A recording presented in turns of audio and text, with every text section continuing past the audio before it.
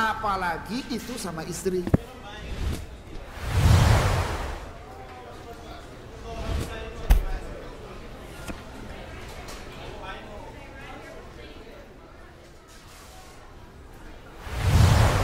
Apa Ngomongin itu orang jelekin menyesal? orang. Kalau nanya boleh ya boleh, Mas. Jadi memang, dan apa yang diucapkan itulah yang terjadi dan akan terjadi memang. Mereka semua itu percaya, bahkan sampai pada satu titik bahwa mereka itu sebetulnya mempercayai apa yang dibawa oleh Rasulullah SAW, bahwa ajaran syariah yang dibawa Rasulullah SAW itu sebetulnya mereka membenarkan hal itu. Cuman karena faktor hasad, iri, kedengkian mereka terhadap Rasulullah Sallallahu Alaihi Wasallam, kesombongan mereka yang menjadikan mereka akhirnya menolak semuanya itu. Mereka menolak wahyu.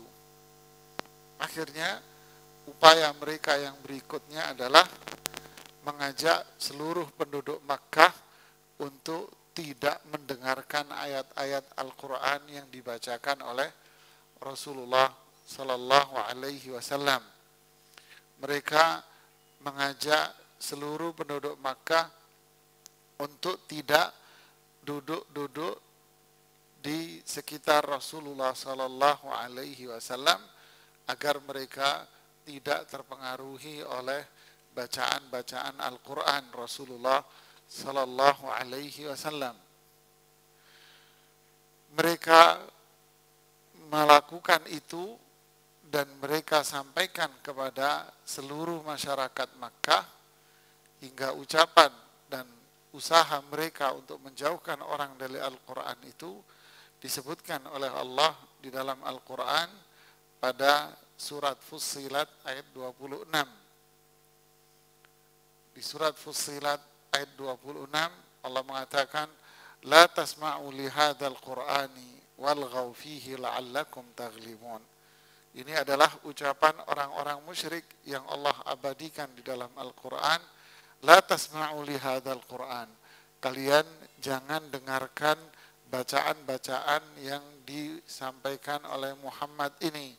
Walghaw fihi, jangan didengerin sama sekali, pergilah, menjauhlah dari bacaan-bacaan itu. La'allakum taghlibun, nanti kalian yang akan mendapatkan kemenangan. Jadi mereka mengajak penduduk Makkah untuk menjauh dari Rasulullah SAW, untuk menghindar dari Rasulullah Sallallahu Alaihi Wasallam, terutama ketika Rasulullah SAW membaca Al-Quran, baik di dalam sholat maupun di luar sholat. Kenapa?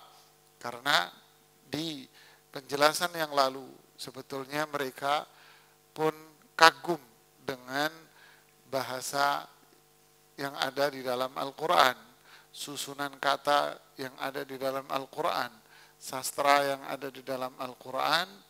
Mereka akui bahwa ini bukanlah ucapan manusia, ini adalah ucapan dari Zat yang menciptakan manusia. Mereka akui itu. Untuk itu mereka membuat kampanye seperti ini di kota Makkah dengan tujuan agar tidak ada satu orang pun yang terpengaruh dengan bacaan Al-Quran. Maka sejak saat itu mereka akhirnya setiap kali melihat Rasulullah SAW sholat, setiap kali melihat Rasulullah SAW membaca Al-Quran, mereka pergi semuanya meninggalkan Rasulullah Sallallahu Alaihi Wasallam. Mereka menjauh dari Rasulullah SAW dengan alasan dan keyakinan mereka membiarkan Rasulullah SAW itu sendiri membaca Al-Quran akan menjadikan dia lama-kelamaan akan dijauhi dari masyarakat, dijauhi oleh masyarakat, yang berarti orang-orang musyriklah yang menang. Itu maksudnya. Jadi ketika mereka menjauh berarti mereka membiarkan Rasulullah SAW itu sendiri, yang akhirnya dijauhi oleh masyarakat dan merekalah yang bakal menang. Itu maksud mereka la'allakum taghlibun, agar kalian mendapatkan kemenangan dengan cara menjauh dari Muhammad dan membiarkan Muhammad itu sendiri membaca Al-Quran. Ini apakah itu mereka lakukan? Ya, itu mereka lakukan ketika mereka itu bersama dengan kelompoknya. Jadi ketika mereka ini bersama dengan yang lain, mereka rame-rame saling menjauh dari Rasulullah Sallallahu Alaihi Wasallam. Mereka semua pergi masing-masing menjauh dari Rasulullah Sallallahu Alaihi Wasallam. Tetapi para jamaah sekalian, orang bilang hati itu tidak bisa dibohongi. Hati tidak akan bisa dibohongi. Mereka itu ngakui bahwa bacaan yang dibaca oleh Rasulullah SAW itu adalah bacaan yang luar biasa. Ditambah lagi orang-orang Makkah saat itu, orang-orang Arab saat itu adalah penggemar syair. Mereka itu pecinta dan penggemar syair. Sehingga mereka kalau mendengar lantunan-lantunan kalimat yang indah, itu mereka tidak akan tinggalkan. Mereka akan duduk berlama-lama di situ untuk menikmati kalimat-kalimat yang indah itu. Ini nggak bisa mereka membohongi diri mereka sendiri gitu loh. Satu sisi mereka ambil kesepakatan untuk menjauh dari Rasulullah Sallallahu Alaihi Wasallam, tapi satu sisi mereka ini tidak bisa membohongi diri mereka sendiri. Kesepakatan diambil, rame-rame mereka meninggalkan, tapi secara individu ternyata mereka curi-curi telinga. Bukan curi-curi pandang, curi-curi telinga. Apa maksudnya? Maksudnya adalah ketika Rasulullah SAW membaca Al-Quran, setiap individu-individunya itu sembunyi-sembunyi, ngumpet-ngumpet, nguping, dengerin Rasulullah SAW sholat, dengerin Rasulullah SAW baca Al-Quran ketika sholat. Tapi kalau secara jamaah, mereka sok menunjukkan ketidaksukaan dengan bacaan Al-Quran. Tapi ketika sendiri-sendiri, mereka itu menyelinap gitu, ya, ngumpet untuk mendengarkan bacaan Al-Quran Rasulullah Sallallahu Alaihi Wasallam. Kalau mereka takut diketahui oleh orang lain, mereka kabur. Wah, ini bakal ada yang tahu ini, kabur. Tapi kalau mereka tahu nggak ada orang yang tahu, mereka akan duduk di situ berlama-lamaan menikmati bacaan Al-Quran Rasulullah Sallallahu Alaihi Wasallam dengan suara yang indah, dengan suara yang merdu, ditambah lagi yang lebih dari itu adalah apa itu? Nilai sastra yang ada di dalam Al-Quran itu sangatlah tinggi. Itu yang membuat mereka akhirnya nguping gitu ya. Kata Imam Ibnu Hisham mengatakan, fa in ra'a annahum arafu annahu yastami' minhu dhahaba khasyata adahum. Kalau di antara mereka itu ada yang tahu bahwa mereka ini nguping-nguping dengerin Rasulullah SAW, mereka akan pergi lagi, takut ketahuan gitu ya. Tidak mendengar. Wa in khafadha Rasulullah sallallahu sautahu fa dhanna alladhi yastami'u annahum la yastami'una syai'an min qiraati. Begitulah Rasulullah sallallahu alaihi wasallam ketika beliau membaca Al-Qur'an dengan suara keras, beliau takut tertimpa sesuatu yang buruk pada diri para sahabat sehingga akhirnya Rasulullah pun memelankan bacaan Qur'annya. Faham tidak?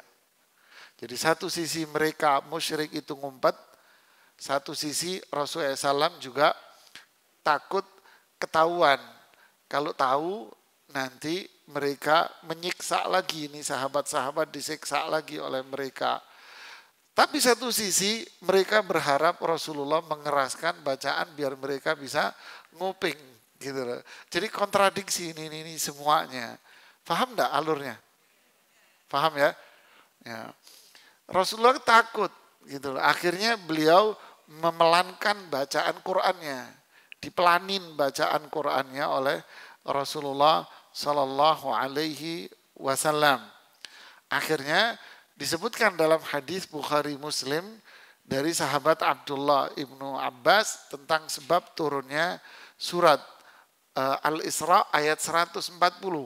Jadi turunlah surat Al-Isra ayat 140 dalam kondisi ini.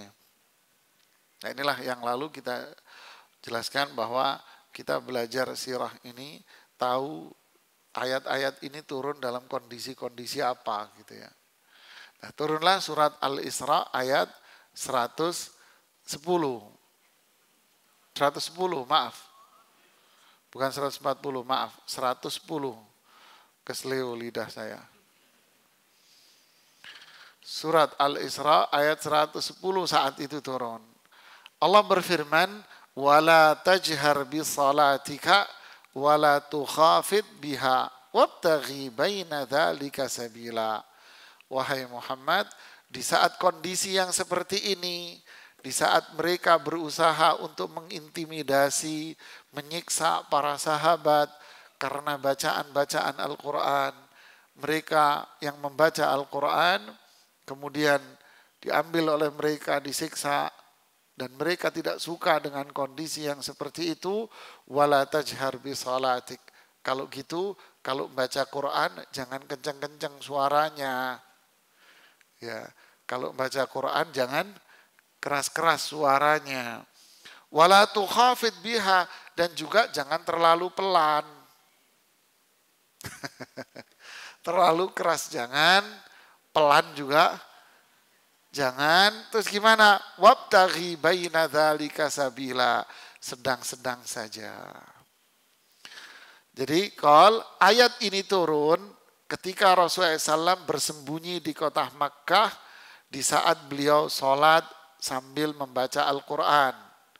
Jadi karena mereka kan bikin tekanan yang hebat kepada Rasulullah, kepada para sahabatnya. Sehingga mereka membuat kesepakatan jangan dekat-dekat dengan Rasulullah ketika membaca Al-Quran. Dan siapa yang baca Quran di tengah keramaian, mereka pun akan tangkap dan mereka akan siksa. Kan gitu kan? Tapi satu sisi, saya ulangi lagi, satu sisi secara pribadi-pribadi mereka ngumpet-ngumpet pengen dengerin gitu loh. Nah di sisi yang lain Rasulullah SAW pun akhirnya sayang juga sama para sahabatnya, kasihan kalau mereka baca Quran terus akhirnya disiksa oleh orang-orang musyrik. Akhirnya Rasulullah SAW pun ketika sholat dan membaca Al-Quran, beliau suaranya dipelanin. Nah inilah yang jadi sebab turunnya surat ini. Wala tajhar bi sholatik, yang dimaksud sholat di sini adalah bacaan. Jadi jangan keras-keras bacaanmu. Jadi jangan terlalu keras kamu baca Quran. Wala tukhafid biha, dan juga jangan terlalu pelan. Nanti sahabat-sahabat yang sholat di belakang kamu ini gak kedengeran. Karena terlalu pelan kamu bacanya. Gitu ya, sedang-sedang saja. Wabtaghi baina dzalika sabila, sedang-sedang saja. Apa pelajaran yang bisa kita ambil? Apakah ayat ini bisa kita pakai untuk secara umum? Bisa iya, bisa tidak. Kalau melihat kronologi dari ceritanya, berarti kita bisa mengatakan bahwa umat Islam yang berada dalam kondisi, dalam lingkungan yang minoritas. Umat Islam yang berada dalam lingkungan yang minoritas. Kalau mereka baca Quran keras-keras, nanti mereka akan mengalami intimidasi, tekanan, gangguan, sesuatu yang buruk dari orang-orang yang menjadi mayoritas di sekitar mereka, yaitu orang-orang non-muslim yang mayoritas ini. Maka ayat ini bisa berlaku buat mereka, yaitu jangan kenceng-kenceng baca Qurannya, nanti kamu akan terkena keburukan buat dari masyarakat. Dan juga jangan terlalu pelan bacamu kalau sholat, nanti jamaah sholatnya berjamaahnya nggak kedengeran. Jadi ini bicaranya dalam konteks sholat berjamaah, pelan-pelan saja, sedang-sedang saja. Ya, sedang-sedang saja. Tapi kalau dalam kondisi masyarakat Muslim dan mayoritas Muslim, Tentu kondisi ini tidak ada, apalagi di masyarakat kita, alhamdulillah nggak ada masalah, nggak ada ceritanya orang tetangga ngamuk gara-gara sholat berjamaah, kan nggak ada ceritanya di masyarakat kita kan, ya nggak ada ceritanya yang seperti itu. Paling yang ngamuk mungkin ada karena dia lagi mabok saja mungkin. Dan sisi lain yang bisa kita ambil pelajaran bahwa orang kafir sebegitu bencinya pun mereka terhadap Islam, tapi kalau didengerin ayat Al-Quran, mereka pun akan luluh hatinya. Ya. Sebenci-bencinya mereka dengan Quran, dengan Islam, kalau didengarkan ngaji, toh juga mereka akan diam 1000 bahasa apa. Dan ini pun memberikan pelajaran lain bahwa apa itu? Mukjizat Al-Quran. Al-Quran ini mendatangkan sebuah mukjizat yang luar biasa. Apa itu? Menjadikan hati orang yang mendengarnya itu bisa lembut. Ya. Menjadikan orang yang mendengarnya itu bisa adem, Pak. Bisa tenang jiwanya. Berarti pelajarannya lagi, kalau kita mencari obat penenang jiwa, penenang hati, pergilah kita ke Al-Quran. Karena psikiaternya juga sama-sama lagi stres juga sebetulnya. Cuman kalau lagi praktek menunjukkan bahwa dia itu orang paling enjoy di dunia. Tapi sebetulnya dia juga lagi berkonflik ria di dalam keluarganya. Ya, jadi kalau kita mau cari hati yang adem, pikiran tenang, ya, obat dari semua stres dan kegalauan, maka pergilah kita kemana? Kepada Al-Quran. Ya. Setelin ngaji, cari MP3, bukain ngaji, maka disitulah apa? Galau, gelisah, stres, tekanan batin, bin sumpek, bin bete, apalagi lah komplit, kemana perginya? Ya sudah dengerin ngaji saja. Nanti ada apa? Adem, ayem, tentrem, loh jinawi, walaupun sarapannya pakai bubur, gitu kan?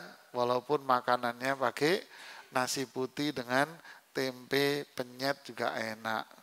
Kenapa? Karena hatinya sudah adem. Tapi kalau hatinya nggak adem, walaupun makan mewah, di depannya ada mobil Mercy kelas tertinggi pun tetap stres, Pak. Ya. Nah, ini pun difahami. Orang-orang musyrik nggak bisa membohongi hati mereka. Mereka ini nggak bisa membohongi hati mereka. Apa yang terjadi? Mereka mengakui bahwa ini bacaan Al-Quran ini luar biasa dahsyatnya. Itu dahsyat sekali, Pak, bacaan Al-Quran. Tidak bisa dipungkiri oleh sekelas Abu Jahal. Apa yang terjadi? Saya bacakan cerita Ibnu Ishaq, para sosok ulama yang dikenal dengan tulisan dalam sejarahnya yang dijadikan rujukan bukunya. Coba cerita ini lucu dan syarat dengan pelajaran buat kita Ibu Pak sekalian. Lihat, ada 3 tokoh Quraisy, kata Ibnu Ishaq. Ini tokoh besar Quraisy. Siapa mereka? Abu Sufyan Ibnu Harb saat itu belum masuk Islam. Kan kurun waktunya ini kita bilang tadi antara tahun pertama sampai tahun kelima kan. Ini kurun waktunya masih di sini kita ini. Masih 5 tahun pertama ini kita ini. Ya. Ada 3 tokoh Quraisy saat itu. Abu Sufyan pertama. Kemudian Abu Jahal. Kemudian tokoh yang lalu yang sangat benci sama Rasulullah SAW pula. Siapa? Akhnas bin Syuraik. Akhnas bin Syuraik yang sudah kita ceritakan kebencian dia kepada Rasulullah Sallallahu Alaihi Wasallam. Ini 3 tokoh besar ini. Ya, Abu Sufyan, Abu Jahal, Akhnas. Ya, Akhnas, namanya Akhnas. Ini tiga orang ini yang punya ide mencetuskan untuk apa? Jangan dengerin Quran, jangan deket-deket sama Muhammad kalau ngaji, nanti berbahaya, kamu bisa terpengaruh. Sampaikan, sebarkan berita, kampanyekan di kota Makkah bahwa mereka tidak boleh dengerin Quran. Kemudian yang kedua, mereka akan menyiksa siapapun yang ngaji Quran secara terang-terangan. Sehingga muncullah cerita yang tadi, kan gitu kan. Nah, apa yang terjadi dengan tiga orang ini? Inilah uniknya. Kharaju lailatan, suatu malam mereka ini keluar dari rumahnya. Di tengah malam. Liyastami'u min Rasulillah SAW wa huwa yusalli minal laili fi baiti. Ngapain mereka keluar dari rumahnya? Mereka bertiga ini keluar dari rumahnya. Kemana? Keluar dari rumahnya, ngumpet-ngumpet, sembunyi-sembunyi untuk mendekat dari Rasulullah Sallallahu Alaihi Wasallam di saat beliau lagi sholat malam. Jadi mereka tahu bahwa Rasulullah SAW ini suka sholat malam. Kalau sholat malam kan beliau ke Ka'bah. Nah, tiga orang ini keluar dari rumah, ngumpet-ngumpet, nyelinap-nyelinap. Ngapain? Nah, fa'akhadha kullu rajulin minhum majlisan yastami'u fih. Setiap orang akhirnya mencari tempat PW. Setiap orang dari tiga ini cari tempat PW, Pak. Ngumpet-ngumpet cari tempat PW untuk ngapain? Untuk menikmati ngajinya Rasulullah di sholat malam itu. Kan para sahabat bilang Rasulullah kalau sholat malam itu bacaannya itu panjang. Ya tentu sesuai dengan Al-Quran yang turun saat itu kan. Ya, bacaannya panjang. Lah masing-masing dari orang ini, tiga orang ini duduk PW ingin dengerin dan menikmati ngajinya Nabi SAW. Wa kullun la ya'lamu bimakani sahibihi.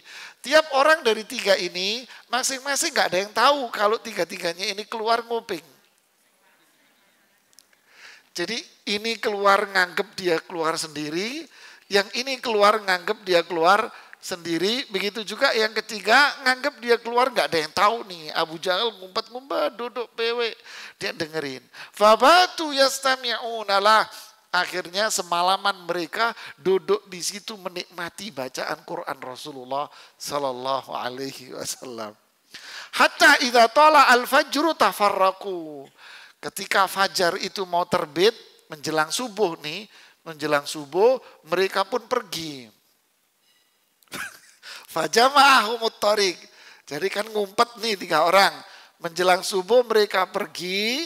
Ketika mereka kabur, jalan pulangnya itu ternyata sama, Bu, ketemu di situ. Fajama'ahumut thariq.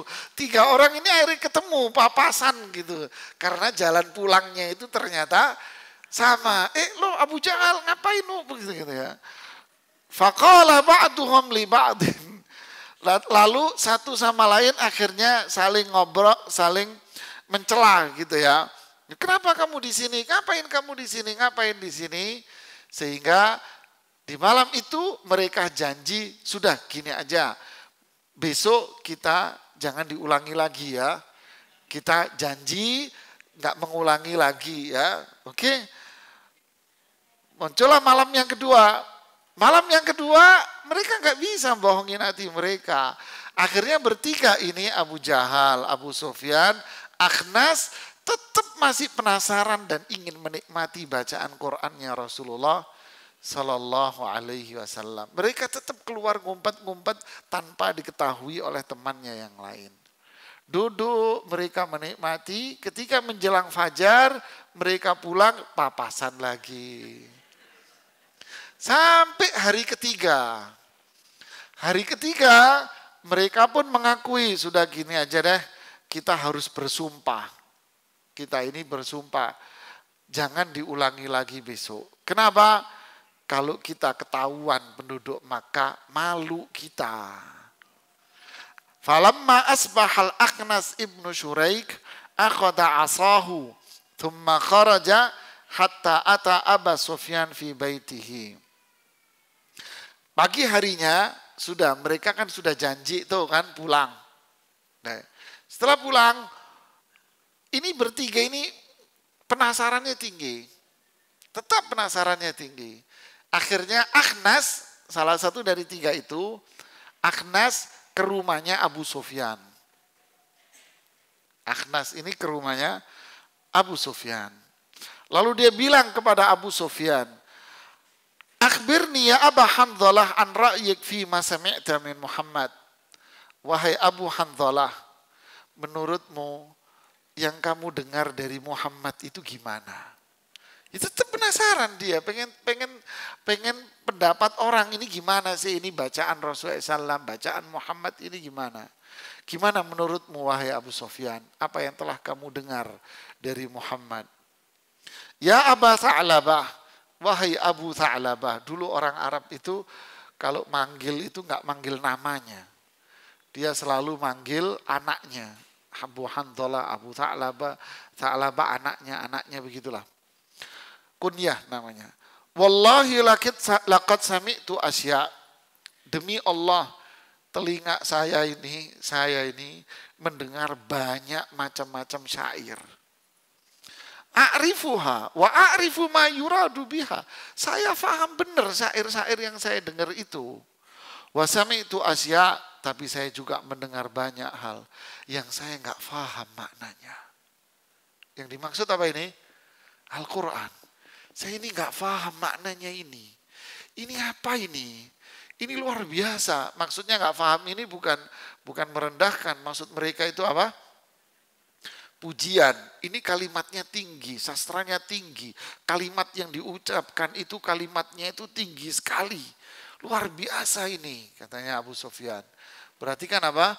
Kagum sebetulnya mereka terhadap Al-Quran. Akhnas pun mengatakan, wa ana walladhi halaftu bika bihi kadzalik. Kalau saya juga sama kamu wahai Abu Sufyan. Ngaku sebetulnya ini Al-Quran hebat ini. Tsumma kharaja min indihi hatta Aba Jahal. Lalu Akhnas pun pergi dari rumahnya Abu Sufyan, dia pergi ke rumahnya Abu Jahal. Lihat Abu Jahal ya, sombongnya melebihi semuanya. Ini sombongnya Abu Jahal lebih Pak. Ya, lihat Abu Jahal ngomong apa. Akhnas berkata, ya Abul Hakam, ma ra'yuk fi ma sami'ta min Muhammad. Wahai Abul Hakam. Abul Hakam ini panggilan dari kunyahnya Abu Jahal. Wahai Abu Hakam, menurutmu bagaimana itu yang dibaca oleh Muhammad? Lihat jawaban Abu Jahal. Kalau Abu Sufyan tadi jawabannya jujur apa tidak? Jujur. Akhnas jujur apa tidak jawabannya? Lihat jawaban Abu Jahal. Tanaza'na nahnu wa banu Abdi Manaf asyaraf. Ini memang kurang ajar nih orang nih. Ini Fir'aun bener nih orang. At'amu fa'at'amna. Wa hamalu fahamalna. Wa a'tu fa'a'tayna. Hatta idza tahadzaina 'ala rabbi wa kunna kafara sayrihanin qalu minna nabiyyun ya'tihi al-wahyu minas sama' famata nudriku mithla hadhihi. Ini bahasa sastra tinggi ini, tapi ngeles. Ya. Ini bahasa bebasnya ya. Kalau diterjemahkan secara redaksionalnya agak ribet, Bapak. Kita ini suku-suku kaum marga yang terhormat. Kita ini orang-orang terhormat. Kita tidak mau berseteru dengan orang-orang yang sama-sama terhormat dengan kita. Mereka ngasih makan sama kita, sebagaimana kita pun ngasih makan sama mereka. Mereka menolong kita, kita pun menolong dia. Mereka memberi kita, kita pun memberi mereka. Mulai kapan kita harus berlomba-lomba dalam hal ini untuk mencari sebuah kemuliaan? Faham maksudnya? Kita ini sama-sama mulia. Lalu sekarang muncul seorang nabi yang katanya membawa wahyu dari langit. Mulai kapan kita ngerti akan hal ini? Mulai hari ini kita tidak akan percaya sama dia. Faham maksudnya? Ngeles. Dia ini ngeles. Dia tidak mau mengomentari Al-Quran. Tapi dia ingin menunjukkan apa? Egonya dia. Kita ini orang-orang mulia. Ngapain kita harus membenarkan Muhammad? Kita ini suku terhormat. Kenapa kita harus kagum dengan apa yang dibawa oleh Muhammad? Kita sama-sama tinggi, jangan saling mencela. Kita sama-sama tinggi, sudah. Jangan merasa yang itu lebih hebat daripada kita. Kita sama-sama tinggi, jangan menganggap Anda itu hebat, jangan. Namanya apa ini? Paham, Bu? Belum, Ibu. Saya ulangi. Dia tidak mau jujur. Kalau dia mengatakan yang dibawa oleh Muhammad itu hebat, benar, berarti dia ngapain? Mengangkat kan? Paham? Nah, Abu Jahal bilang, kita ini juga sukunya terhormat loh. Kalau Anda ngangkat itu, berarti jatuhin yang ini. Gitu loh. Kalau memang seperti itu, ngapain kita angkat-angkat Muhammad? Gak usah dia diangkat-angkat. Toh kita juga sudah tinggi kok. Kita ini sudah tinggi. Gak usah Muhammad diangkat-angkat. Kalau Anda ngangkat dia, berarti ini menjatuhkan suku-suku yang lain. Padahal suku-suku yang lain ini adalah suku-suku yang tinggi pula. Mereka saling bahu-membahu, tolong-menolong. Jadi gak usah Anda membenarkan Muhammad. Paham, Bu?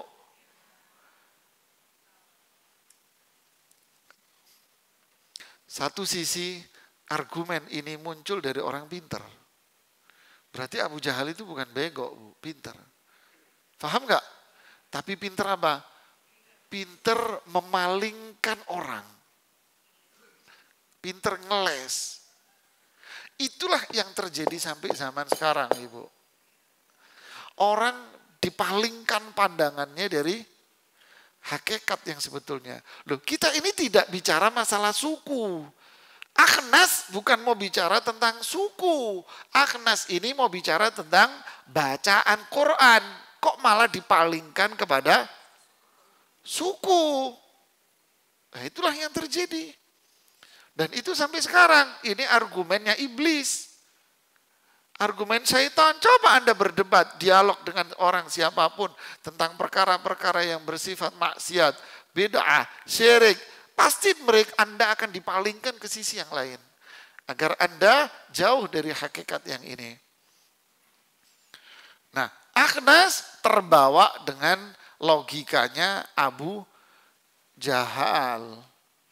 Iya ya benar ya. Kita ini kan mulia, ngapain kita bener-benerin Muhammad? Padahal antara yang diomongkan Abu Jahal dengan konteks pembicaraannya Akhnas ini nyambung tidak? Gak nyambung, Pak. Gak ada nyambung sama sekali. Paham?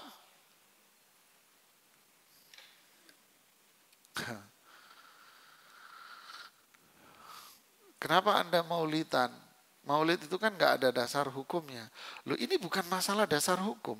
Ini masalah cinta. Loh Anda dipalingkan sama dia, bawa ke sini. Iya tidak? Sehingga orang yang gak paham, oh iya ya benar cinta ya.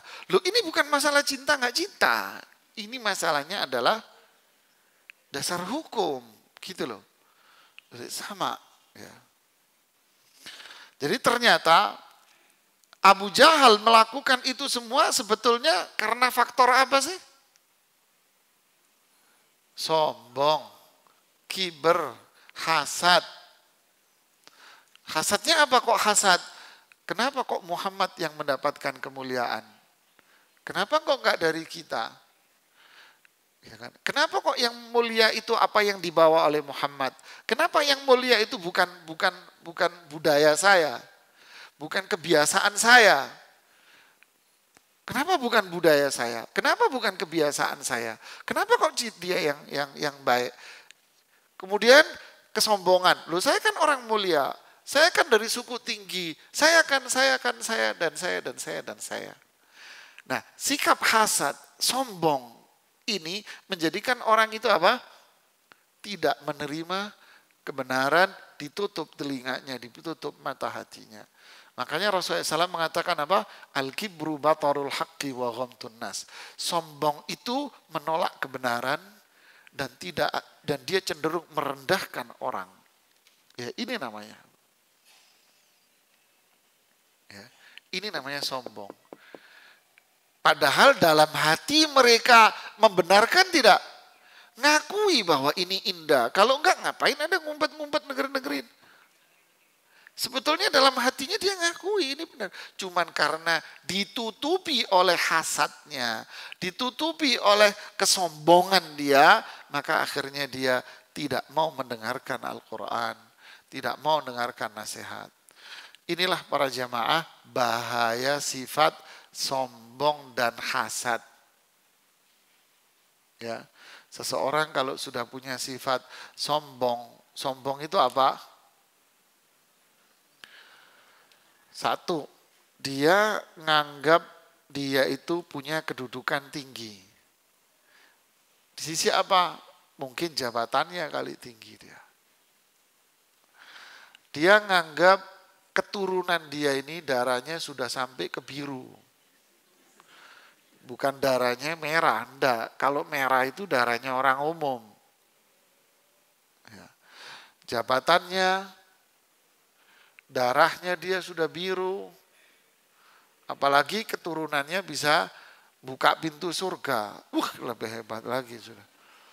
Ngerasa keturunan dia ini keturunan yang bisa buka pintu surga. Jadi kuncennya surga. Wah, tambah repot ini. Bisa jadi dia merasa orang yang paling kaya. Merasa dia berduit, merasa dia punya kekayaan yang luar biasa melebihi yang lain. Gitu kan? Nah, menjadikan dia ini selalu apa? Hebat. Dengan itu akhirnya apa? Ketika Anda nasihati, Anda tegur, Anda ingatkan, jawabannya apa? Siapa lu? Siapa lu? Coba ketika Akhnas ngomong Abu Jahal, itu bacaan Muhammad semalam cakep ya. Seakan-akan kan mau ngomong gitu kan. Bacaan Muhammad cakep kan. Abu Jahal ngomong apa? Enak aja. Emang dia doang yang bagus. Enak aja. Emang dia doang yang mulia. Kita juga mulia. Tapi dia sisi berbeda ngomongnya. Suku kita kan tinggi. Nah mau dia. Inilah bahaya orang sombong. Dia tidak akan nerima nasihat orang, Ibu. Ini loh saya. Siapa? Haji 2 kali. Haji Muhyiddin. Susah dia, begitu dinasehati. Anda tahu enggak? Anda tahu enggak? Ini dulu Masjid Salman, ini dulu kecil. Umpamanya loh Pak, umpamanya. Ini dulu Masjid Salman, ini kecil. Kecil. Saya Pak, yang ngumpulin warga. Saya Pak, saya. Sampai segede sini, saya. Jadi lu jangan macem-macem ya anak muda ya. Waduh, sudah kalau sudah begini, sing waras, alah Pak.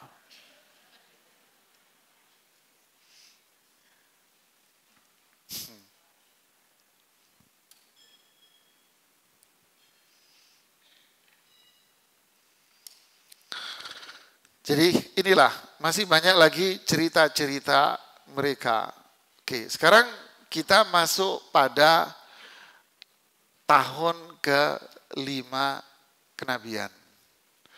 Ada apa dengan tahun ini? Nah, yang jelas sampai tahun ke-5 ini, kondisi kota Makkah itu semakin tidak kondusif. Ya, semakin tidak kondusif. Para sahabat semakin mendapatkan tekanan, penyiksaan, intimidasi, ibadah harus sembunyi-sembunyi kayak yang tadi, ya kan? Ngumpet-ngumpet mereka harus sholat, mau baca Quran harus sembunyi-sembunyi, seperti kisah Abu Bakar As-Siddiq, ya kan? Yang harus ngumpet bangun musola di depan rumahnya. Sembunyi-sembunyi mereka harus ibadah. semakin tidak nyaman dan semakin tidak nyaman. Ini yang terjadi pada kondisi di tahun kelima itu. Akhirnya para sahabat dalam kondisi yang sulit ini ingin mencari cara, solusi. Apa solusinya agar kita bisa keluar dari kesulitan ini? Mikir-mikir, mereka tak menemukan solusinya. Sampai turunlah surat Al-Kahfi. Nah, disinilah mulai ceritanya, Pak. Sampai turunlah surat Al-Kahfi. Apa dalam surat Al-Kahfi? Cerita tentang anak muda yang kondisinya mirip dengan kondisi para sahabat. Mereka ditekan, diintimidasi, disiksa. Bahkan bisa jadi yang cerita surat Al-Kahfi lebih sadis daripada apa yang dialami oleh para sahabat. Ditekan oleh penguasa saat itu. Lalu apa yang ditempuh oleh 3 orang ini yang dalam kisah Al-Kahfi itu? Apa yang dilakukan oleh 3 orang ini? Akhirnya mereka memilih untuk meninggalkan perkampungannya, meninggalkan kotanya yang sudah sangat tidak kondusif lagi. Mereka memilih untuk pergi meninggalkan apa? Kotanya. Nah, cerita surat Al-Kahfi ini akhirnya seakan-akan itu Allah dengan secara tidak langsung apa? Mengajak para sahabat ini untuk apa? Mencari tempat yang lebih kondusif, lebih aman. Kamu bisa ibadah dengan leluasa. Carilah tempat itu sebagaimana yang dilakukan oleh para ashabul kahfi. Ditambah lagi turun pula surat ayat dalam surat Az-Zumar. Ya, pada ayat yang ke-10 surat Zumar. Surat Az-Zumar ayat yang ke-10.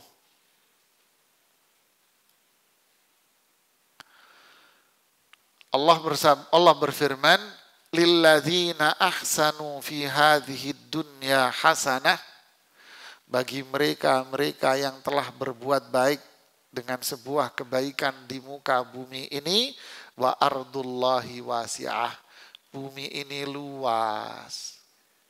Lihat bunyi ayatnya, mereka yang berbuat kebaikan di dunia, ingat bumi ini masih luas. Bumi ini enggak Makkah doang. Bumi Allah ini luas. Innama yuwaffas sabiruna ajrahum bighairi hisab. Allah akan memberikan pahala bagi orang-orang yang sabar dengan pahala yang tanpa diperhitungkan lagi. Seakan-akan ayat ini bunyinya apa?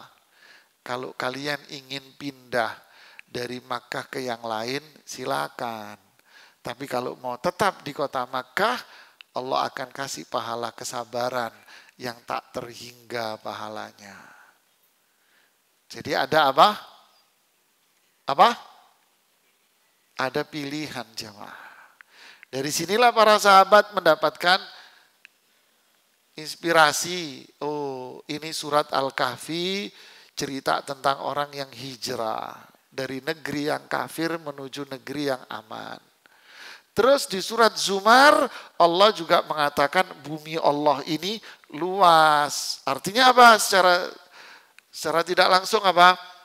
Ya carilah bumi Allah yang lain di mana di situ kalian bisa ibadah dengan tenang dan damai. Tapi kalau mau bertahan di kota Makkah dengan penuh kesabaran, maka itu juga pahalanya besar. Nah, dari sinilah para jamaah sekalian, Rasulullah Shallallahu Alaihi Wasallam itu bersabda kepada mereka para sahabat dalam hadis yang disebutkan oleh Imam Al-Baihaqi dan hadisnya dihasankan oleh Syekh Al-Albani rahimahullah. Beliau mengatakan demikian, lau kharajtum ila ardil habasyah, kalau kalian mau keluar ke satu negeri, namanya negeri Habasyah, silahkan, tidak apa-apa, kata Nabi. Fa inna biha malikan, di negeri Habasyah itu dipimpin oleh seorang raja yang dikenal dengan nama Raja Najasyi. La yuzlam indahu ahadun, tidak ada satu orang pun yang terzolimi di negerinya. Masya Allah ya, tidak ada satu orang pun yang terzolimi di negerinya. Wahya ardu sidqin, kotanya, negerinya penuh dengan kejujuran dan kebaikan. Hatta yaj'alallahu lakum farajan mimma antum fi. Sampai benar-benar Allah itu memberikan jalan keluar buat kalian. Nah, lihat kronologinya, kesulitan yang begitu berat, semakin tahun semakin berat kesulitan yang mereka alami, penyiksaan semakin hebat. Kemudian yang berikutnya turunlah surat Al-Kahfi, kemudian turunnya surat Zumar, akhirnya Rasulullah menyimpulkan. Apa kesimpulannya? Bolehlah kalian pergi ke negeri Habasyah. Kenapa kok dipilih negeri Habasyah? Karena Rasulullah SAW mendengar bahwa negerinya penuh dengan kedamaian, tidak ada kezaliman, rajanya raja yang penuh kejujuran, orang tinggal di sana penuh dengan kedamaian dan ketentraman. Silahkan kalian pergi ke sana sampai benar-benar Allah memberikan jalan keluar yang terbaik. Berarti perintah bukan perintah, Rasulullah SAW membolehkan mereka pergi ke Habasyah itu untuk selamanya atau sementara. Sampai Allah memberikan jalan keluar. Kata Ali At-Tantawi mengomentari, sebetulnya kondisi ini lebih berat sebetulnya. Ini komentar analisa dari Ali At-Tantawi mengatakan ajakan Rasulullah SAW ini sebetulnya lebih berat. Kenapa dikatakan lebih berat? Karena mereka harus meninggalkan tempat tinggalnya. Mereka harus meninggalkan keluarganya, meninggalkan kota nenek moyangnya. Lalu mereka tinggal bersama orang-orang yang beda kultur dan budaya. Bahasanya sudah lain, mereka bukan bahasa Arab. Sebetulnya ini berat. Ya, makanya apakah semua sahabat mengikuti ajakan Rasulullah SAW untuk pergi ke Habasyah ini? Ternyata tidak. Ya, sebagian kecil dari sahabat yang ingin mengharapkan hidup yang tentram, damai, tidak ada penyiksaan, maka pergilah ke negeri Habasyah mengikuti ajakan Rasulullah SAW tadi itu. 11 orang sahabat dan 4 orang wanita. 11 sahabat laki-laki dan 4 orang sahabiyah perempuan. Ini yang pertama, 11 ini yang ikut. Ditambah dengan 4, jadi semuanya berapa? 15. Dan yang pertama kali pergi ke Habasyah, yang pertama kali malah, yang meninggalkan Makkah menuju Habasyah untuk pertama kalinya, itu adalah Utsman bin Affan sama istrinya. Siapa istri Utsman bin Affan?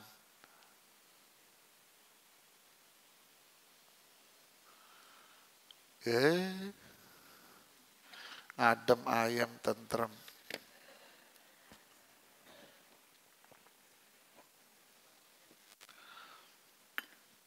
Siapa istrinya Utsman bin Affan?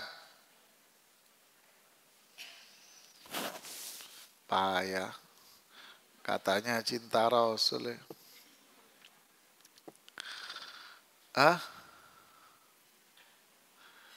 Siapa? Siapa istrinya Utsman bin Affan yang ikut hijrah bersama Utsman ke Habasyah? Dan ini orang pertama kali yang hijrah. Berarti Utsman ini orang yang pertama kali hijrah. Ya Utsman ini. Utsman bin Affan. Dengan istrinya. Siapa istrinya? Istri Utsman adalah Ruqayyah bintu Muhammad. Siapa? putri Rasulullah Sallallahu Alaihi Wasallam. Loh, kok bisa? Ya, cerita sedikit. Ruqayyah ini putri Rasulullah yang kedua. Yang pertama namanya Zainab. Zainab menikah dengan Abul As. Ketika Islam datang, Abul As tetap dalam agama syirik. Agama syirik. Ya, nanti setelah perang Badar baru Abul As masuk Islam. Jauh banget ya waktunya. Ya, nanti setelah. Saat itu belum ada syariat hukum masalah talak, nikah, apa kan belum ada. Jadi Zainab masih tercatat sebagai istilah kita, tercatat sebagai istri dari Abul As. Kan belum ada syariatnya. Kan. Ruqayyah awalnya istri dari Utbah. Suami pertamanya Utbah bin Abu Lahab.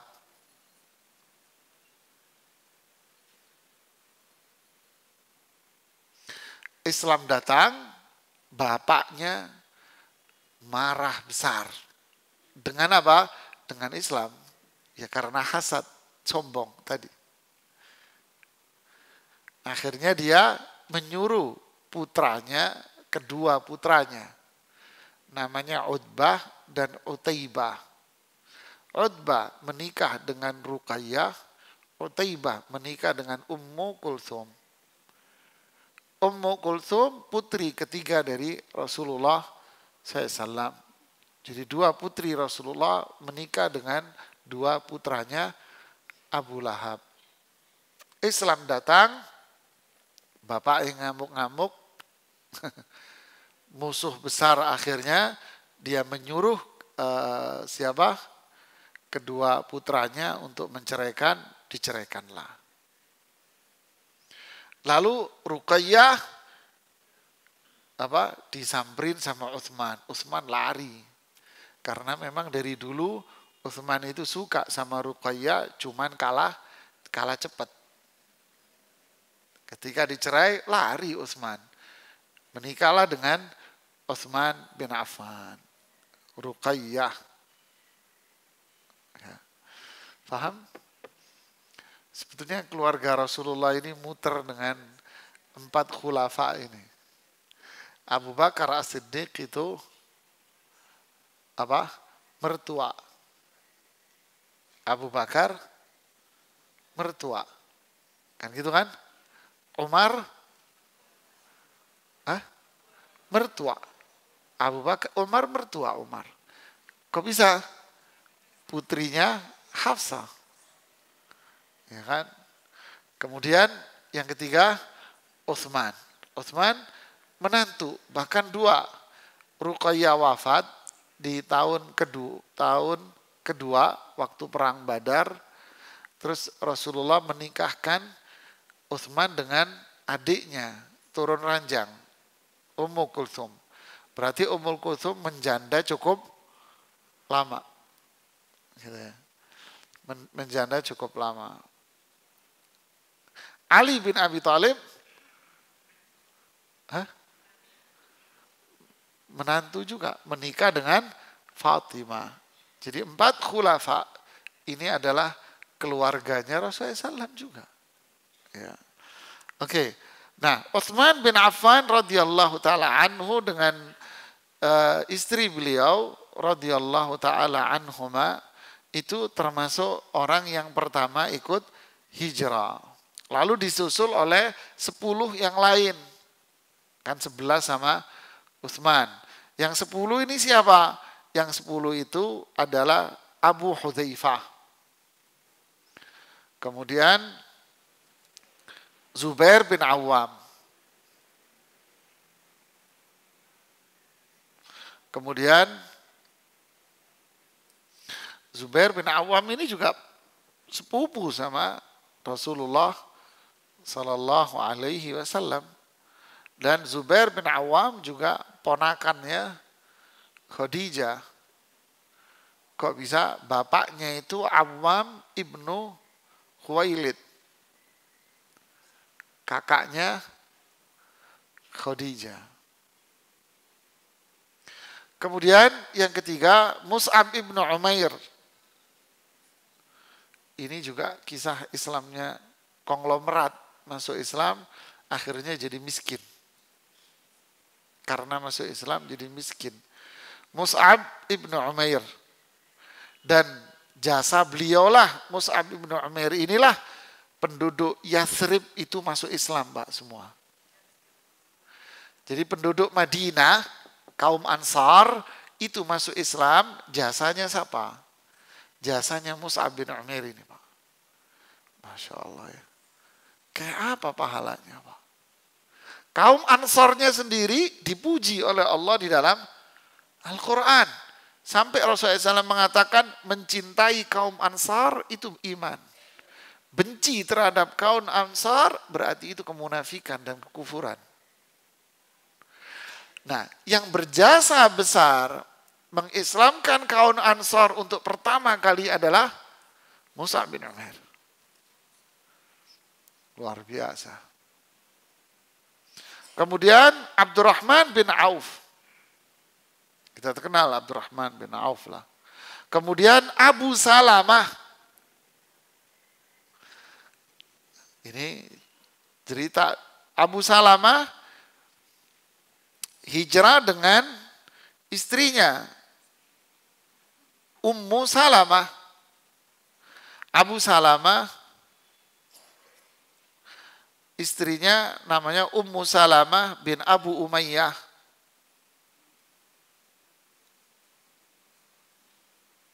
Ummu Salamah ini istri Rasulullah SAW. Dinikah oleh Rasulullah SAW setelah Abu Salamah wafat pada tahun keempat atau kelima. Masya Allah ya. Kenapa Rasulullah menikahi Ummu Salamah? Karena Ummu Salamah ini simbol, ikon sosok wanita yang penyabar. Wanita yang sangat setia dan taat sama suaminya. Dan sosok wanita yang memiliki akal kedewasaan yang sangat hebat, Pak. Ini Ummu Salamah. Dinikah oleh Rasulullah SAW, janda beranak 4. Masya Allah. Kemudian, siapa lagi? Utsman bin Maz'un. Utsman bin Maz'un ini termasuk yang pertama-tama masuk Islam dan beliau selama jahiliyah tidak pernah minum minuman keras dan tak pernah menyembah berhala. Utsman bin Maz'un pakai dha. Nah lu repot ngucapin. Pakai dha, bukan mad'un, bukan. Pakai dha, Utsman bin Maz'un.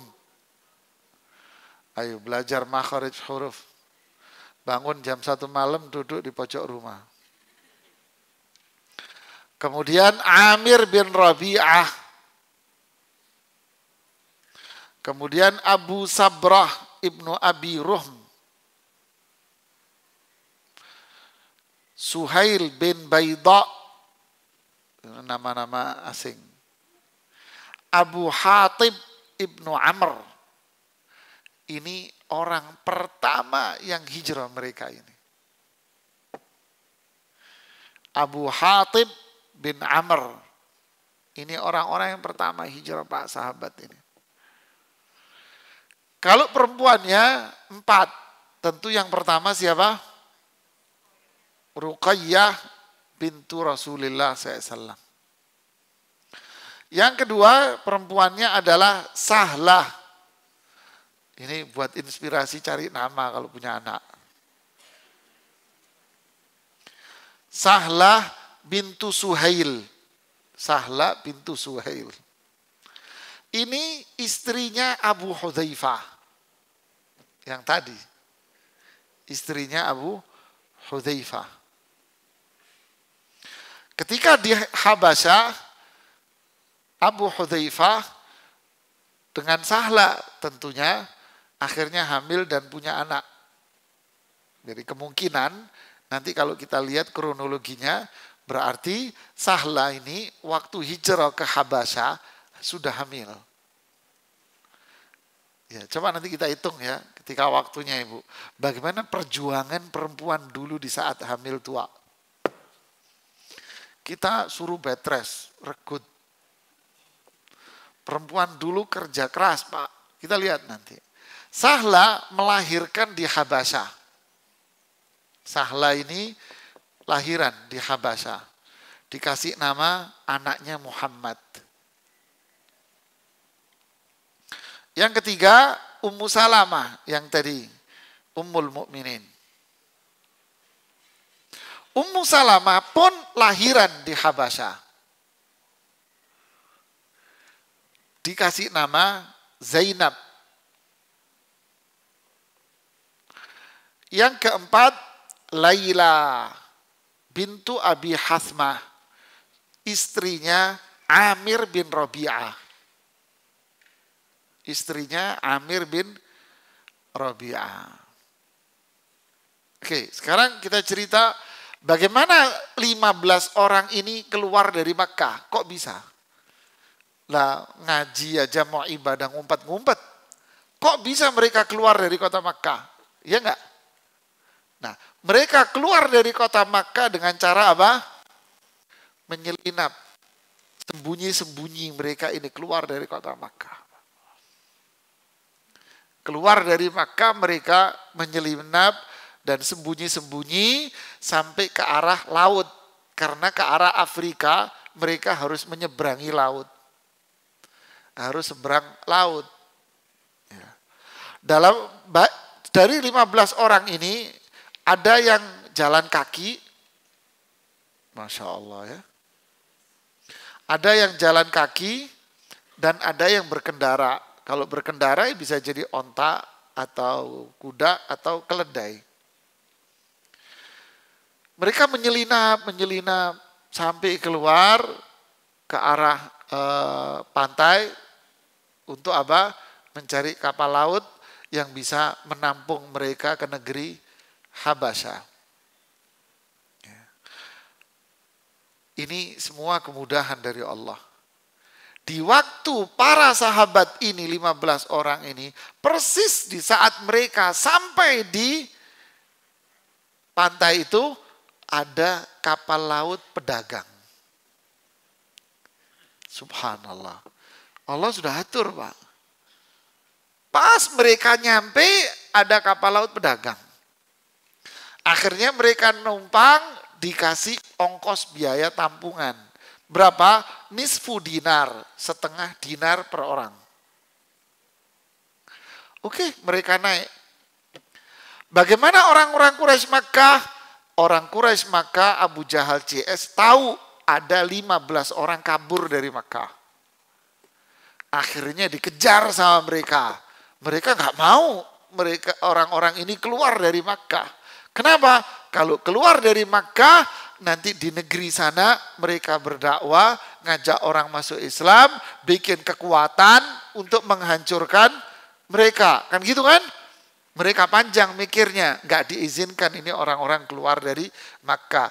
Akhirnya apa? Dikejar-kejarlah oleh Abu Jahal CS. Dikejarlah, mereka tahu ini pasti menuju ke pantai untuk naik kapal laut. Ketika mereka orang suruhan Makkah ini sampai di tepi pantai, kapalnya sudah jalan. Sudah skenario dari Allah Subhanahu wa taala. Mereka tinggal di Habasyah berapa lama? Sya'ban, Rajab, mulai bulan Rajab. Tapi Rajabnya enggak full, sebagian di bulan Rajab, kemudian Sya'ban, kemudian Ramadan. Sampai Ramadan, Syawal mereka balik. Berarti para jamaah, siapa tadi yang lahiran tadi? Sahla, Ummu Salamah. Berarti ketika Sahla dan Ummu Salamah tadi lahiran di Habasyah, berarti kalau memang para ulama ini mencatat perjalanan mereka dari Makkah, meninggalkan Makkah itu kira-kira di bulan Rajab, kemungkinan besar Sahla dan Ummu Salamah di saat pergi dalam kondisi apa? Hamil, Bu. Berarti hamilnya kemungkinannya hamil muda atau hamil sudah beranjak tua. Beranjak tua. Itu pun ada yang jalan kaki, Ibu. Betres, Bu. Tidak, Bu. Toh Allah kasih keselamatan. Allah kasih kekuatan. Oke, mereka lahiran di sana. Mereka pergi meninggalkan Habasyah bulan Syawal. Berarti kira-kira berapa umur bayinya? Orok 2 bulan. Ibunya masih baru melahirkan. Itu pun harus jalan kaki lagi. Coba lihat perjuangan orang dulu, Ibu. Masya Allah ya. Luar biasa mereka. Jadi wajar kalau Allah itu mengatakan inilah umat Rasulullah yang paling mulia. Ini kisah para sahabat ke Habasyah. Akhirnya mereka pun tinggal di Habasyah dengan penuh apa? Tentram, damai, ibadah bebas. Nyolek nggak ada. Yang nyolek mereka nggak ada. Bahagia, tentram, damai. Lalu kita balik cerita ke kota Mekah. Ada apa di kota Mekah setelah 15 orang ini pergi? Di tahun yang sama, di tahun itu, apa yang terjadi di kota itu sama dengan yang sebelumnya. Yaitu apa? Rasulullah SAW masih rajin sholat di Ka'bah dengan bacaan suratnya, dengan ayat-ayat Al-Quran yang beliau baca di situ. Dan saat itu surat As-Sajdah sudah turun. Surat As-Sajdah sudah turun. Dan surat An-Najm sudah turun.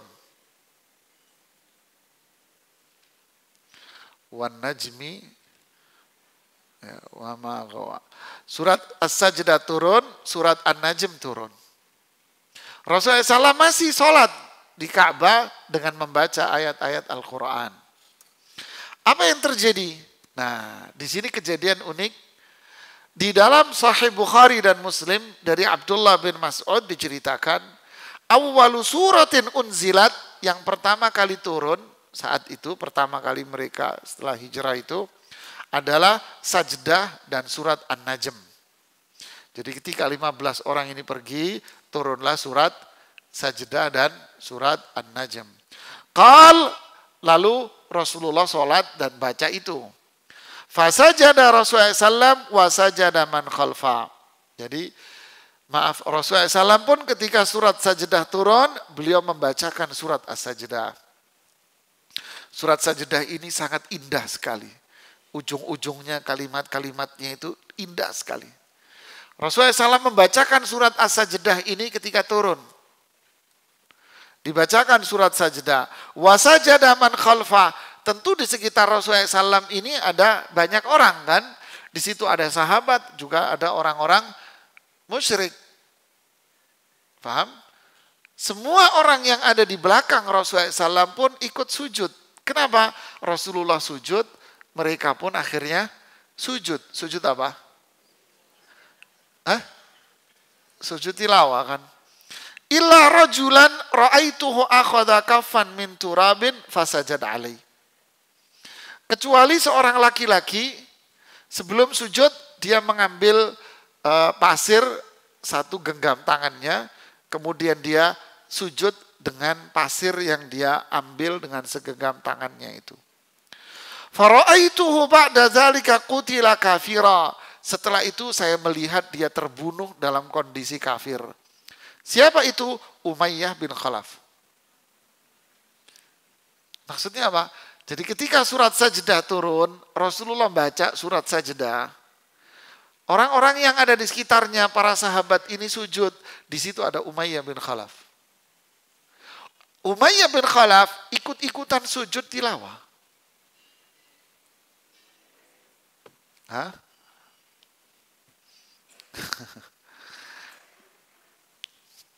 Dalam riwayat Imam Ahmad disebutkan, Ra'aitu Rasulullah SAW sajada fin najm. Saya melihat Rasulullah SAW baca surat An-Najm. Beliau juga sujud. Wa sajadan nasu ma'ahum. Dan orang-orang di belakang dia lagi sujud semuanya. Walam asjud ma'ahum. Dan saya tidak sujud. Yaitu siapa ini? Al-Muttalib ibnu Abi Wada'ah. Saya enggak sujud karena saya saat itu musyrik.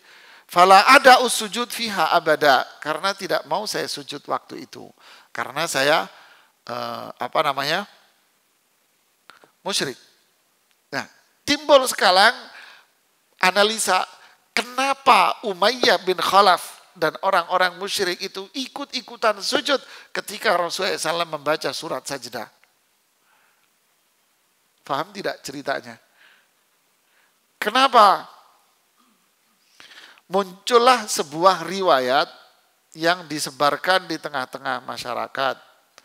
Riwayat itu bunyinya gini, tilkal gharaniqul ula wa inna syafa'atahunna laturja. Itulah adalah gharanik. Yang dimaksud gharanik itu apa? Ketika mereka itu sujud, dibacakanlah ayat Al-Quran, afara'aitumul lata wal uzza wa manata thalithatal ukhra. Lihatlah berhala-berhala Lata, Uzza dan Manat. Kemudian Rasul mengatakan itulah gharanik al-ula, sesembahan-sesembahan yang pertama. Sesungguhnya syafaat-syafaat dari Lata dan Uzza dan Manat itu diharapkan nanti di hari kiamat datangnya. Berarti orang yang sujud terhadap berhala itu masih juga dapat syafaat di hari kiamat. Dikaitkan dengan itu.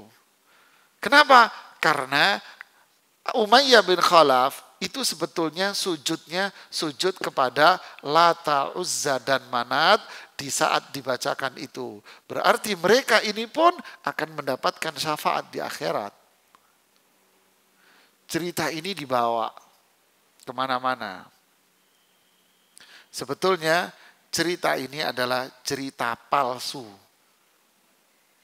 Yang mana mengaitkan sujudnya Umayyah bin Khalaf dengan berhala Lata dan Uzza.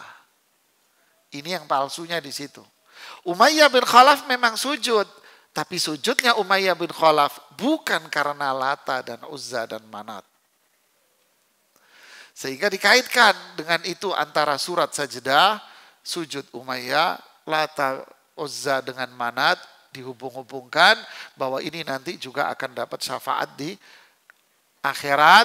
Ini kan berbahaya sekali kalimat ini. Ya, sehingga para ulama mengatakan ini cerita tidak benar. Ya, ini cerita tidak benar.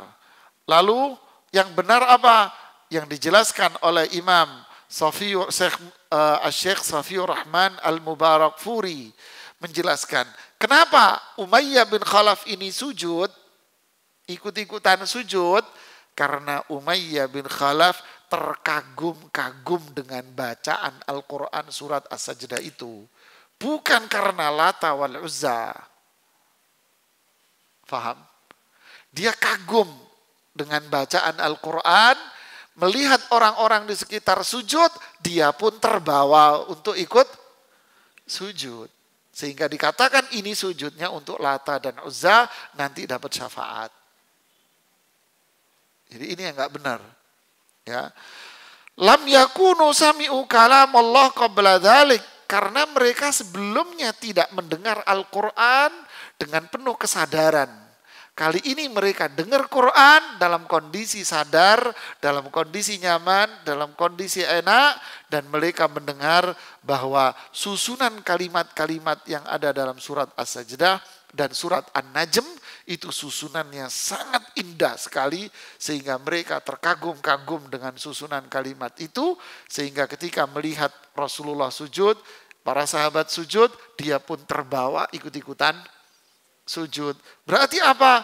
Sama dengan cerita Abu Sufyan, Abu Jahal sama Akhnas yang ngumpet-ngumpet dengerin Quran. Sebetulnya hati mereka itu mengagumi Al-Quran.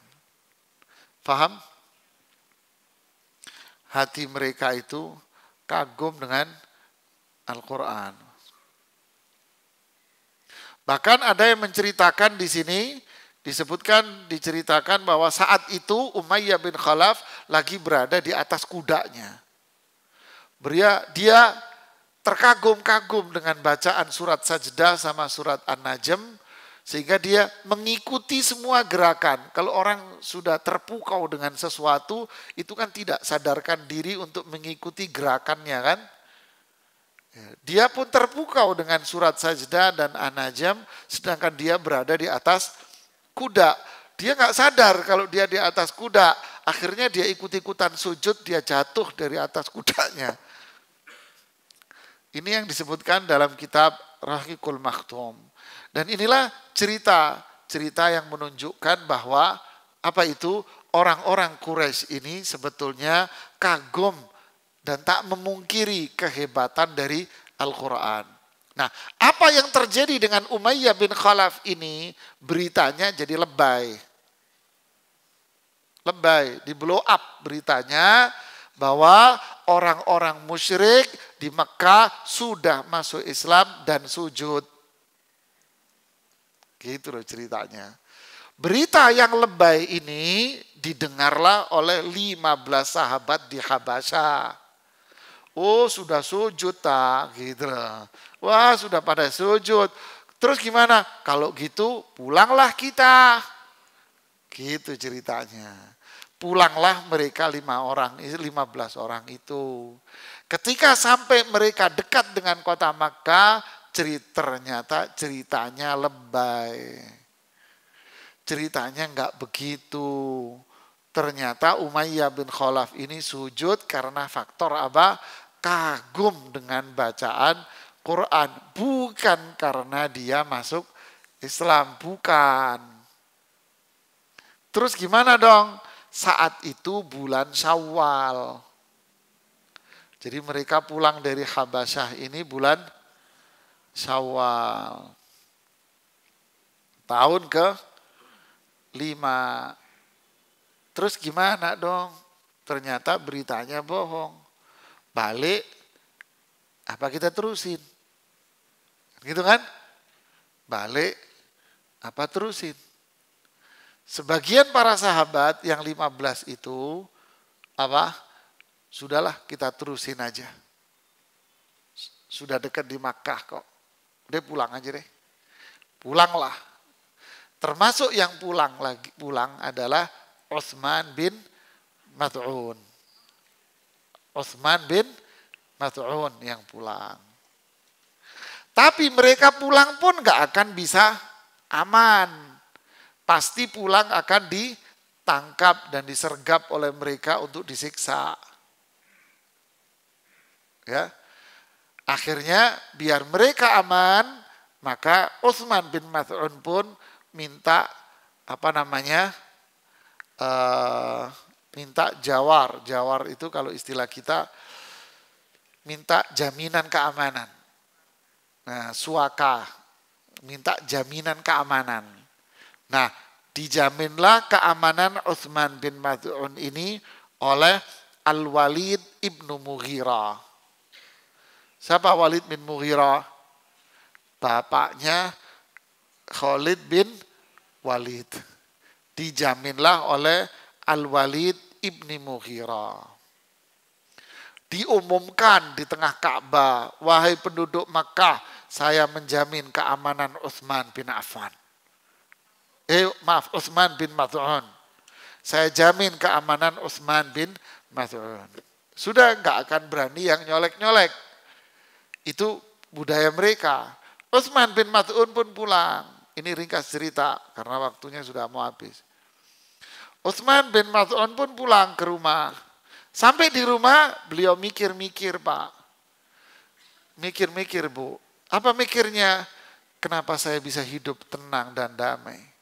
Sedangkan saudara saya lagi disiksa di Makkah. Allahu Akbar. Ada orang berpikir seperti ini sekarang, Pak. Kenapa saya bisa makan, sedangkan di sekitar saya banyak fakir miskin yang nggak bisa makan.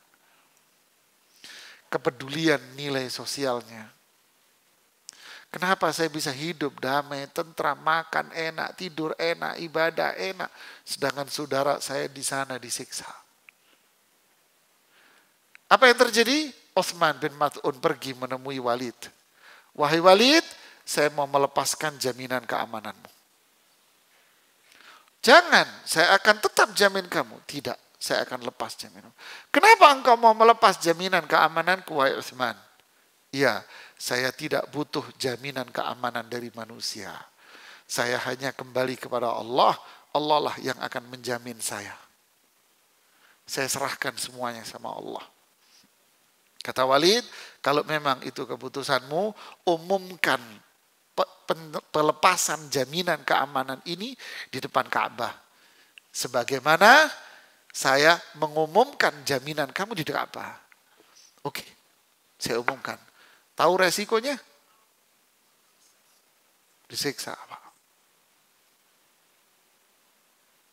Diumumkan di depan Ka'bah. Ya kaum, saya melepaskan jaminan saya dari manusia. Saya hanya berserah diri kepada Allah. Saya serahkan semua urusan saya kepada Allah.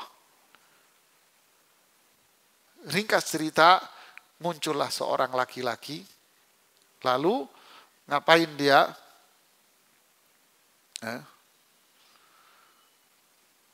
Lalu muncul laki-laki ini, musyrik, dan dia sontak menempeleng matanya Utsman bin Maz'un. Matanya, Ibu, bukan mukanya, matanya. Matanya yang disasar sama dia. Sehingga salah satu dari mata Utsman bin Maz'un ini terluka parah. Al-Walid ibnu Mughirah menyaksikan semua kejadian itu. Walid mengatakan, wahai Utsman, jika kamu tidak melepas jaminan, matamu akan selamat. Matamu ini akan selamat. Menurut dia kan, ucapan Utsman apa jawaban?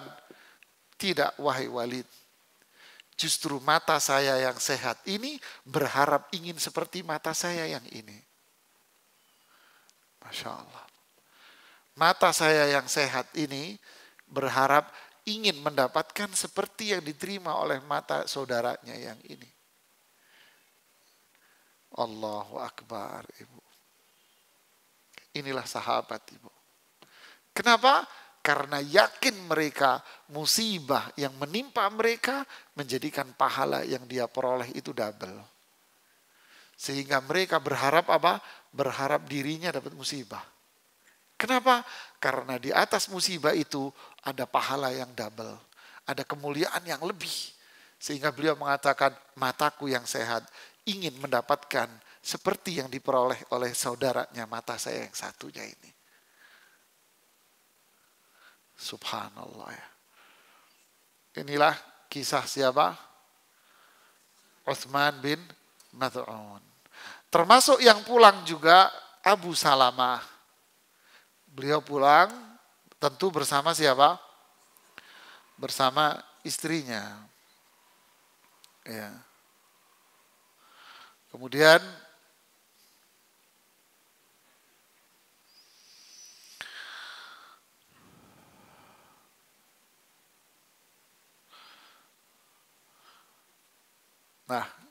kita akan lanjutkan cerita berikutnya.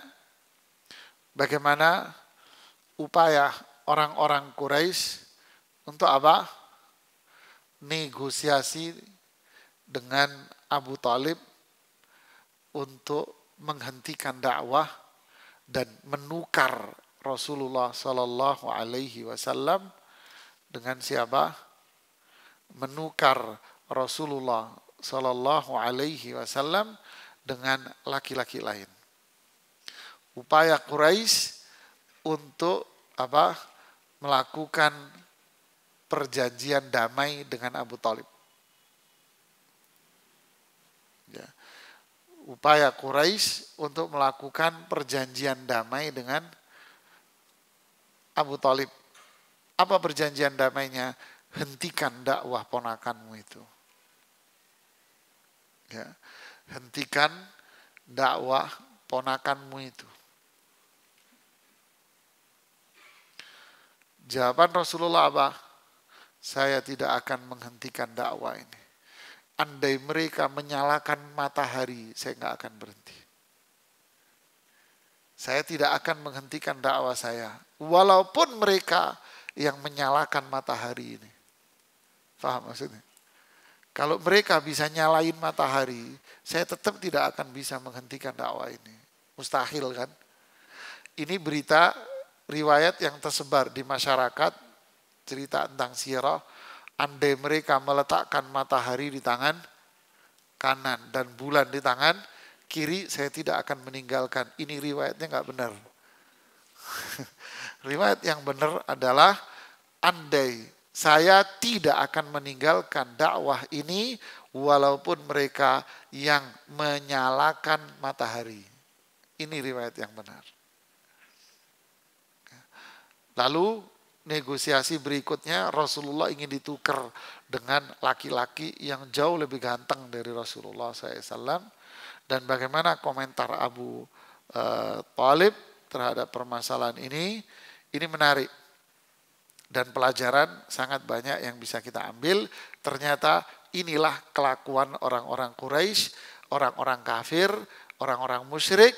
Dan itulah perbuatan orang-orang musyrik dan orang kafir sampai di hari kiamat nanti mereka semua memiliki satu cara dan strategi yang sama. Cuman beda tempat, beda waktu, dan beda bahasa, dan beda kemasan saja. Ya. Dan inilah yang dituntut pada diri kita, apa itu istiqamah di atas Quran, di atas sunnah petunjuk Rasulullah Sallallahu Alaihi Wasallam, istiqamah di atas iman. Ya, apapun yang terjadi, kita tetap harus istiqamah dan itulah kemuliaan. Sabar di atas semua musibah, yakin bahwa musibah yang datang itu adalah upaya untuk meningkatkan derajat si pelaku ini ketika dia bersabar. Ya, ketika bersabar dari semua musibah. Ya, alhamdulillah kita hidup di sebuah negeri yang aman, damai, tentram, nggak ada masalah. Coba lihat saudara kita yang lain di Suriah, di Rohingya, di Cina. Mereka susah mau sholat. Di negeri-negeri lain seperti Eropa, sebagian negeri Eropa, muslimah mau pakai jilbab susah. Ya kan? Mau sholat berjamaah berat mereka. Harus cari tempat yang benar-benar tertutup dan diizinkan oleh pemerintah dan sebagainya dan sebagainya. Susah mereka ibadah. Kita ibadah terbuka, bebas, nggak ada masalah. Alhamdulillah kita syukuri. Inilah prinsip Islam yang penuh dengan apa? Kekuatan dalam beriman. Terus apa? Al-ihsan, berbuat baik. Berbuat baik sama Allah, berbuat baik sama manusia. Wallahu a'lam bishawab. Ini yang bisa saya sampaikan. Semoga bermanfaat buat kita semuanya. Silakan kalau ada yang mau bertanya.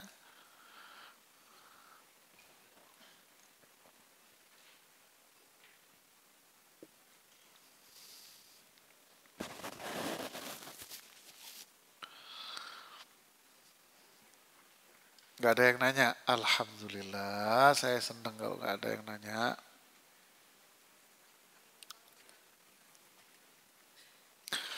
Sampai para ulama itu mengartikan zuhud itu apa?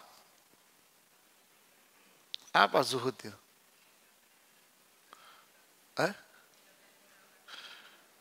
Zuhud diartikan oleh para ulama, para sahabat, para tabi'in itu apa? Seperti ungkapan Utsman bin Maz'un tadi. Apa itu? mata saya yang sehat, berharap mendapatkan seperti yang ditimpa oleh mata saya yang satunya. Apa zuhud maksudnya? Dia mendapatkan musibah, lebih dia cintai daripada dia tidak ditimpa musibah.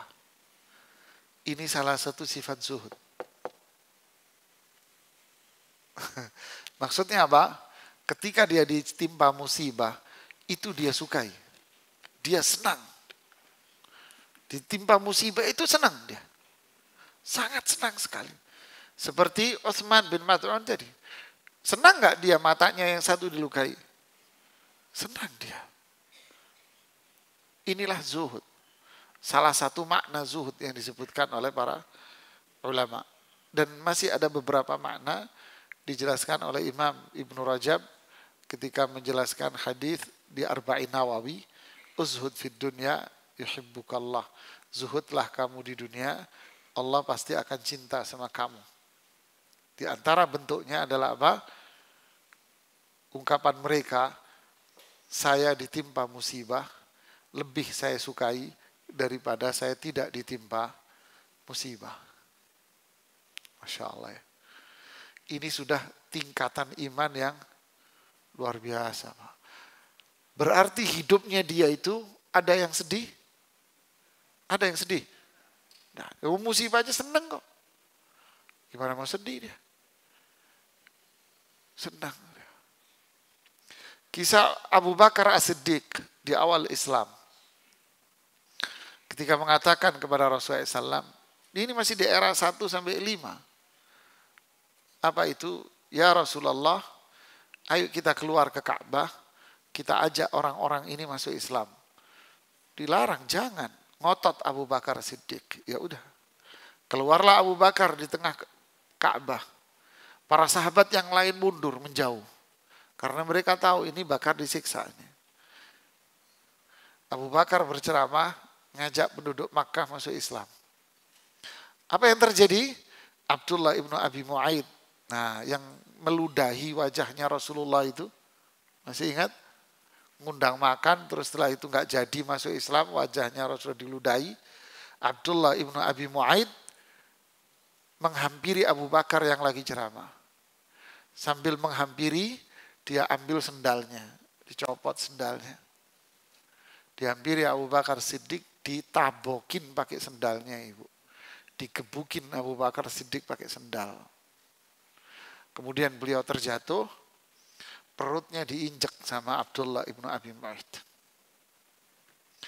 Begitu kerasnya pukulan-pukulan sendalnya Abdullah ibnu Abi Mu'aid, sampai mukanya Abu Bakar As-Siddiq sudah gak kelihatan lagi. Wajah beliau dipenuhi dengan darah. Dan Abu Bakar As-Siddiq saat itu tidak sadarkan diri. Datanglah keluarga besarnya, suku Tamim, suku Bani, suku At-Taim. Suku At-Taimi. Suku At-Taimi datang bopong Abu Bakar As-Siddiq ke rumahnya. Mereka bilang, jika terjadi apa-apa dengan Abu Bakar As-Siddiq, kami akan membalas apa yang dilakukan oleh Abdullah ibnu Abi Mu'aid. Abu Bakar pun sadar. Nah, ini Abu Bakar sadar. Bagaimana kondisimu wahai Abu Bakar? Apa yang dijawab oleh Abu Bakar? Jangan nanya kondisi saya. Rasulullah gimana? Sehat enggak beliau? Masya Allah. Ibunya datang. Ibunya Abu Bakar Siddiq. Wahai Abu Bakar, bagaimana kondisimu? Minumlah air wahai Abu Bakar. Nih minum. Kata Abu Bakar apa? Saya tidak akan menjawab dan saya tidak akan minum sebelum saya melihat Rasulullah SAW sehat. Ini loh sahabatku. Akhirnya mereka nggak bisa berbuat apa-apa. Abu Bakar pun digotong oleh 2 orang. Menemui Rasulullah SAW di rumahnya Arqam bin Abil Arqam. Ketika ketemu, Rasulullah nanya, bagaimana kondisimu wahai Abu Bakar? Jangan menanyakan diriku wahai Rasulullah. Yang ingin saya tanyakan justru bagaimana kondisi engkau wahai Rasulullah. Ini sahabat, Bu. Ini namanya cinta. Ya. Mereka apa?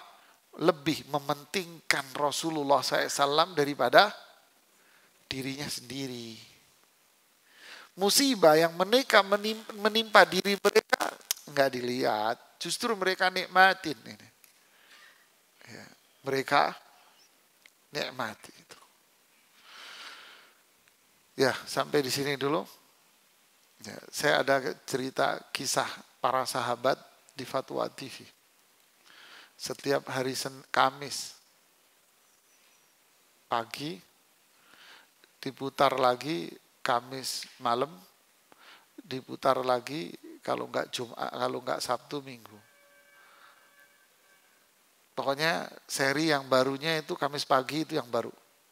Kamis pagi baru, yang malamnya putaran ulang, yang Sabtu Ahadnya putaran ulang, Kemisnya baru yang baru. Itu cerita tentang para sahabat dan baru masuk cerita Abu Bakar As-Siddiq radhiyallahu taala. Di Fatwa TV, TV parabola.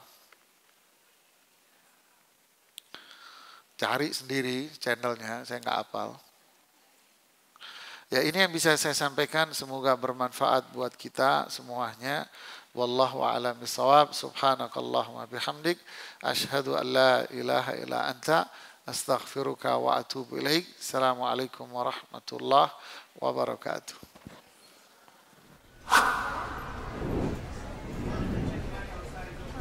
Apalagi itu sama istri.